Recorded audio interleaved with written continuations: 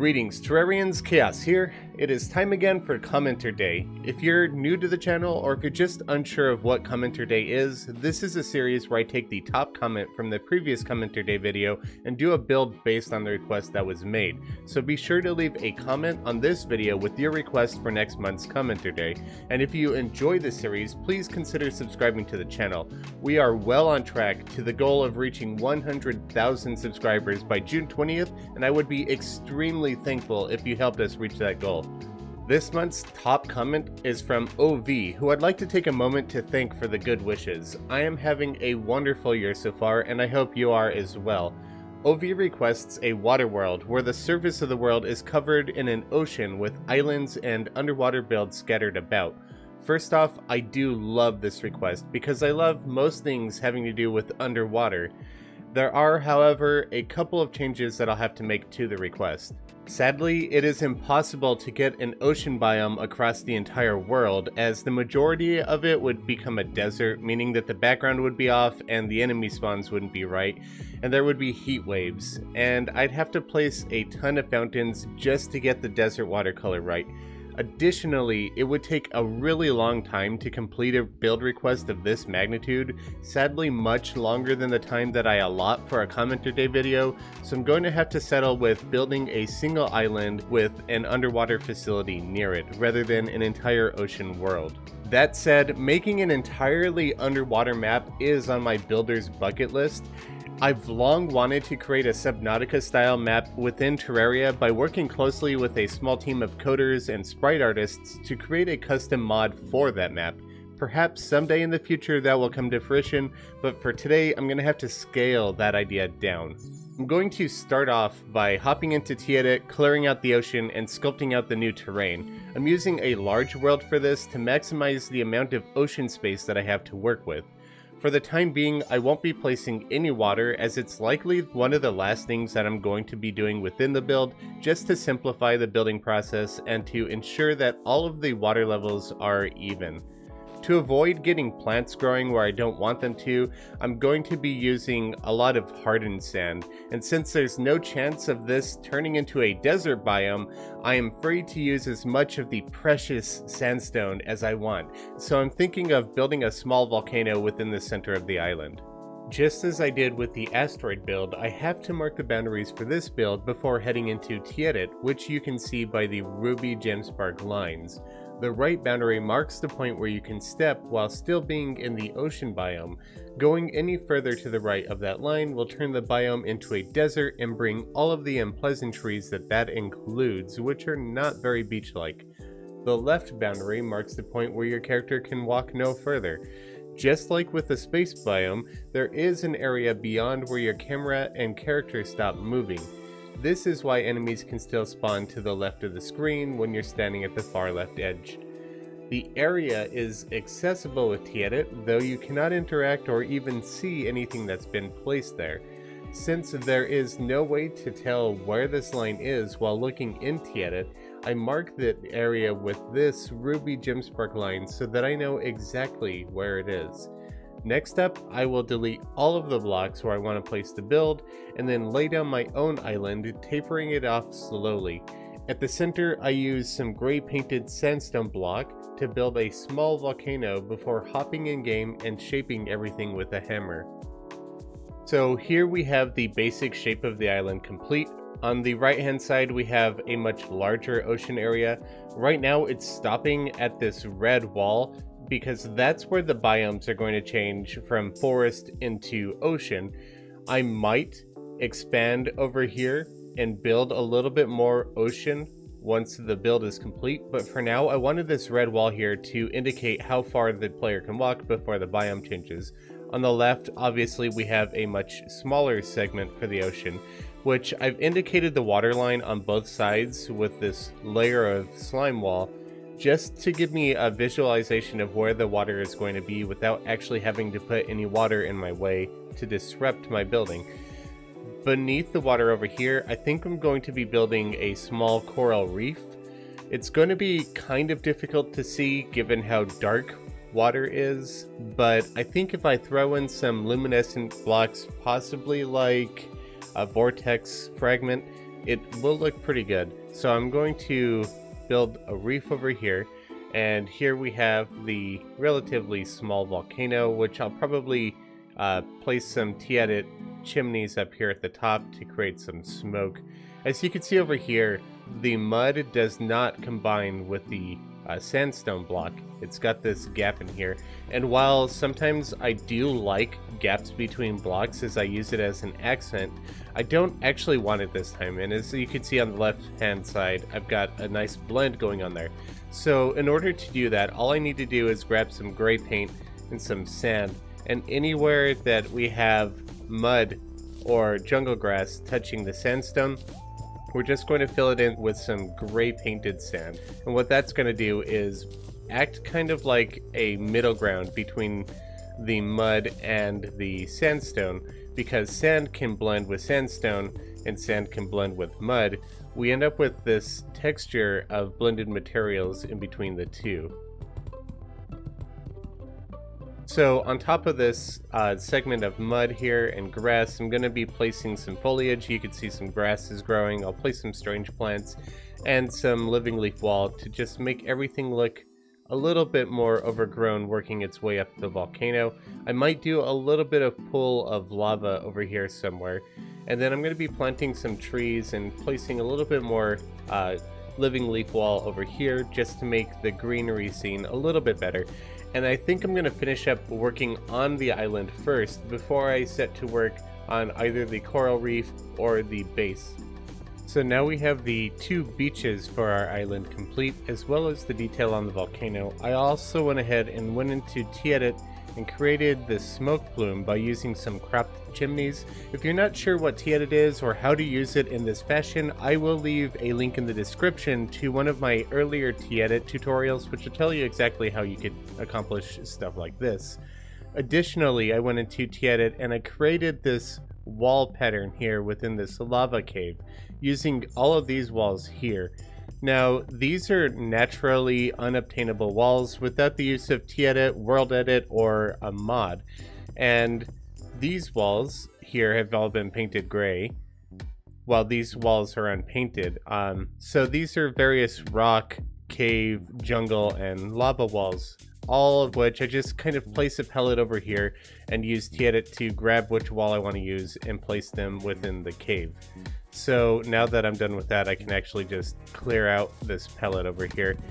Up next, I'm going to be jumping into the non-existent water over here to the left, and I'm going to be building a coral reef. The design for this reef is one I've done a few times that I'm pretty happy with. You might have seen it if you've ever played the Super Terraria World mod, or if you purchased Terraria on the Nintendo Switch, as I did some of the builds shown in that store, including one with the reef. The materials for the reef are pretty varied. The structure will be primarily made out of sandstone painted gray and coral stone block. Yes, I did say coral stone block. And yes, I'm using coral stone block in 2 builds in less than 2 weeks. Trust me, this is not a sign of the end times, I promise. Surprisingly, coral stone actually looks quite decent for coral reefs as long as you use it sparingly. To further add to the feel of a busy reef, I add a ton of dye plants, shells, starfish, coral, the non-block version, and some living leaf wall in the background. So here we have the completed coral reef. It's a little bit darker than I'd like, but I decided not to add any glowing plants or blocks to it because I felt that it's close enough to the surface that you could see enough detail as to what's going on. I still stand by my original statement that I feel that it would be a little bit better with the water impacting light a little bit less. So if it were to just increase light, maybe even 25%, just that tiny little bit of light, it would look much better in my opinion. 50% would be even better, but this is what it is for now, so this is what we're going to be working with. I'll go into more detail on how to create this, including the dye plants and what order you have to place them in, because there is an order, and I'll be doing that later this week in a build tip video. Another thing that I'm going to be considering doing right now, and I'm just thinking it over right now, is using an ice fountain to change the color of the water. It looks a little bit more tropical. Maybe that the island has a bunch of limestone in it and it really makes the water a light blue. The only issue with that is it doesn't make the background water any darker, which you could just attribute to it's further away from the island, and so the ocean's getting darker, and maybe those islands in the distance don't have a bunch of limestone near them, which is why the water's not as light. I do like the way that this coloration looks because I feel that it's easier to see detail within the coral reef a little bit better than without it. So I'm thinking I'm going to leave it there, but I'll keep deciding on that while I build the next section. If I do decide to do that, what I'm going to do is place the fountain underneath in the dark part where it's completely pitch black, so that way we don't actually have to see the fountain and it doesn't distract from the build in any way. So up next, I'm going to go over to the right hand side where I have not yet placed any water, and I'm going to be sculpting out the initial structure for the underwater facility. Something that I might do whenever I'm working with a building or a structure of an unusual shape like this underwater facility is going to be, is to kind of sketch everything out, the outlines of where I might want the buildings to be. So as you can see here, we kind of have a little airlock area down here. I'm thinking this large chamber might actually be a docking hangar for a submarine. And then we have a bunch of different smaller pods over here and up here. And then over to the left, we also have a larger pod that's going to be having a half dome. And that's what this cross here is for. We're going to use this to map out how big we want the circle to be. But of course, I'll only do half a circle since I want it to be a dome. And then over here through this tunnel, I created a cavern system, which will all be underwater. And I'm going to place more aquatic looking plants and life down here, and including some bioluminescent ones, so that means they're going to be glowing. And then this cross over here is another mapping out of a circle, and this will be a dome over here, or more like an observation sphere to look into the cavern. So up next, I'm going to be working on the outside walls and then possibly the background walls, and I'll get to you before I move on to any furniture.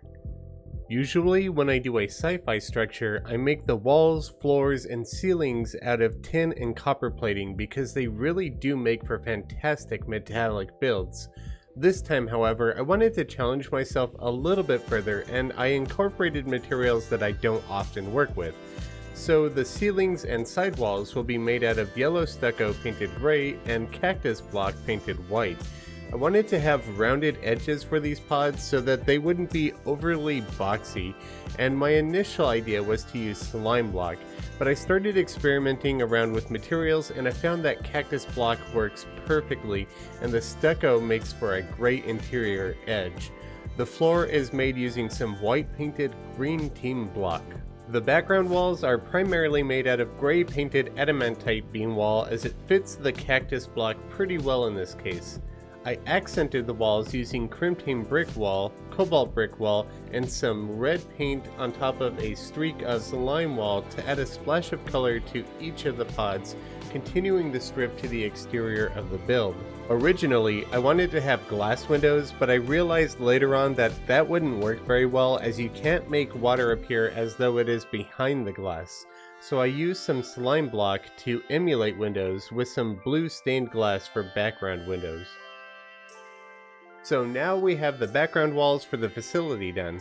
I'm thinking that the structure here to the right will be a docking bay for a submarine, which could potentially drop out from the bottom and continue on into the ocean.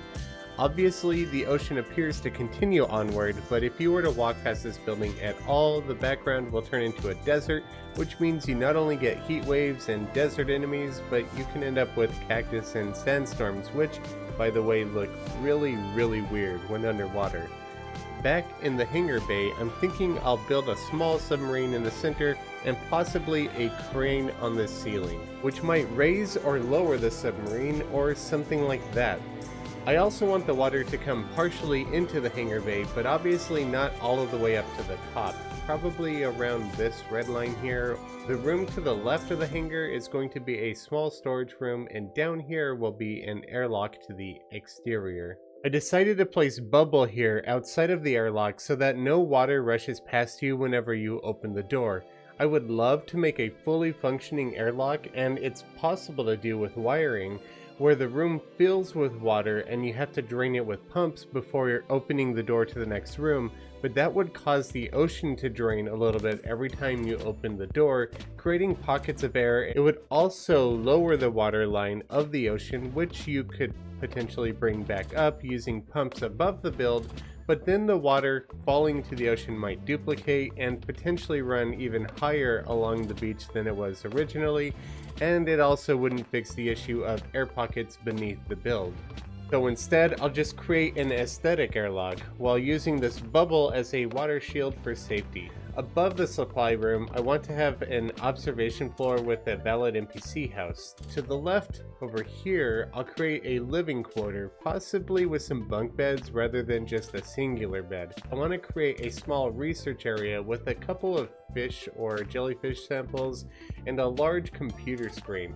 I'll probably also make this a valid NPC house. And up here, I'm thinking I'll create an area where you can grow your herbs for potions, something like a hydroponics pod with several shelves for planters. Now, this cavern will be underwater too, and it's pretty dark, so I thought it would be fun to create something that glows. I'm thinking that I might use various different pillar fragments to give off different colors of light within the cave, and probably hide a couple of jellyfish statues as well.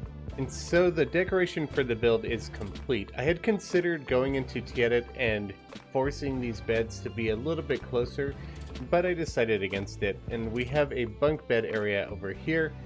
We have a little observation deck over here, a storage room down here, the hangar bay with a yellow submarine. I decided to go with yellow for reasons. And I did something a little bit different than I normally do for my sci-fi underwater builds, and that's to add some kelp to the structure itself, just like it's attached to it and it's growing off of it. So to get the ones on the ceiling, I have some orange bloodroot that has been painted with lime, and then some lime kelp, and those are dotted all around the structure as well. Up here we have the hydroponics and just a little fish observation area. This is a valid NPC house as well, and here you could grow plants should you actually choose to use this space. And here we have the bioluminescent cave. Whenever you walk into the observation sphere, I guess, you trigger a sensor that's hidden away over here in the rocks, which will spawn a bunch of these jellyfish. I had to hide the statues, so they're actually sitting in here with some black paint on them, and they've been cropped using TEdit, so you can't see the entire statue. That's also how I have these bubbles going. There are bubble machines right here that have been cropped using TEdit as well. And it just gives a bit of an atmosphere to this entire luminescent cave that I like. I thought about using some fragments from the celestial pillars in here, but they glowed a little too bright. And instead of just having a soft glow about the entire cave, it was lit up like Christmas. So I decided to go with crystals. And that's going to complete this month's Commenter Day. I wanted to thank you all very, very much for making it this far into the video. It really does mean a lot to me. Be sure to comment what you would like to see built next month for Commenters Day. If you enjoyed this video, please leave a like, and I would really appreciate it if you subscribed as well. Thank you all very much for watching. I'll catch you all later. Happy building!